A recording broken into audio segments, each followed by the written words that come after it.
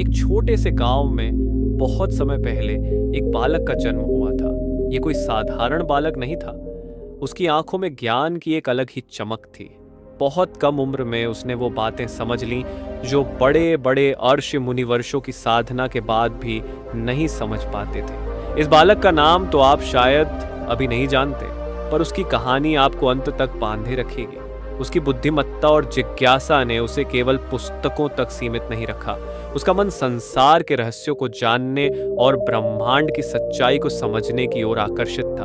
एक दिन जब वह एक नदी में स्नान कर रहा था, तभी अचानक उसके पैरों को एक मगरमच्छ ने पकड़ लिया। मृत्यु सामने खड़ी थी। चारों तरफ चीखें थीं, लेकिन इस बालक के मन में डर की जगह एक अद्भुत शांति थी। उसने अपनी मां से एक ऐसी इच्छा व्यक्त की जिसे सुनकर सभी हैरान रह गए। अगर तुम मुझे संन्यास की अनुमति दे दो तो शायद यह मगरमच्छ मुझे छोड़ देगा, उसने कहा। मां ने घबराते हुए उसकी बात मान ली और चमत्कार हुआ।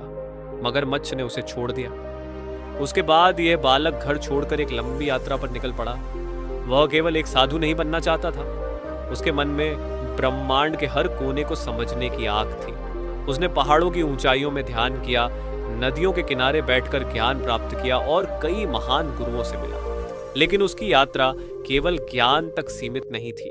एक बार एक विद्वान साधु ने उसे चुनौती दी। साधु ने सोचा कि यह बालक उसे पराजित नहीं कर पाएगा, लेकिन रहस्यमयी स्वर में उस बालक ने अपने गहरे तर्कों और अडिग विश्वास से उसे हारने पर मजबूर कर दिया। साधु ने महसूस किया कि यह बालक वास्तव में कोई साधारण व्यक्ति नहीं था, बल्कि इसमें तो ब्रह्मांड का पूरा ज्ञान समाया हुआ था। उसने केवल 32 साल की उम्र में भारत में 4 महान मठों की स्थापना की।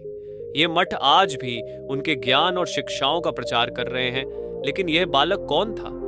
वह बालक कोई और नहीं बल्कि आदि शंकराचार्य थे। उनका जीवन केवल एक यात्रा नहीं था, बल्कि वह ज्ञान, साधना और आत्म साक्षात्कार का प्रतीक बन गया।